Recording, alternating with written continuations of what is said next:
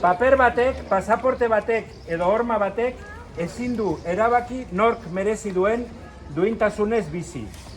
Ez dugu onartu nahi pertsonak baztergarriak diren ideia hori. Gerrak, pobreziak eta migrazioak sortzen dituen sistema hau salatzen dugu. Ateak ixten dituen sistema salatzen dugu. Errefusiatuek ez dute nahi dutelako ihes egiten. Migratzea ez da delitua. Babesa eskatzea ez da privilegio bat. Eskubide bada. Aterpea ez da karitatea. Justizia baizik. Harrera ez da aukera bat. Bete behar moral bat da. Elkartasuna ez da negoziatzen. Horregatik, emetik, arratiatik, ozenki oihu egiten dugu. Hormarik, ezirik eta kontzertinarik ez. Migrazio politika ankerrik ez. Ez ditzagu laguntzen duten kriminalizatu.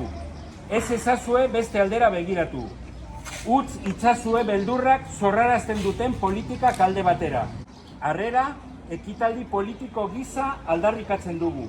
Mugitzeko, geratzeko eta bizitzeko eskubidea aldarrikatzen dugu. Lege bidegabeen aurrean desobedientzia aldarrikatzen dugu. Heriotza sortzen duen mugarik gabeko mundu bat nahi dugu. Inork ihes egin beharen duen mundu bat. Eta hori iristen dan bitartean, aterpea izango gara, etxea izango gara, lubakia izango gara. Bizitza edozein mugari gainetik dago. Inor ez da ilegala. Duintasuna ez da dokumentatzen, eta isiltasunak ere hil egiten duelako. Arratia, Harrera, herria. Arratia, Harrera, herria. Arratia, Harrera, Israel, Palestina askatu, goiko Israel, Palestina askatu, goiko Israel, Palestina askatu, goiko Israel.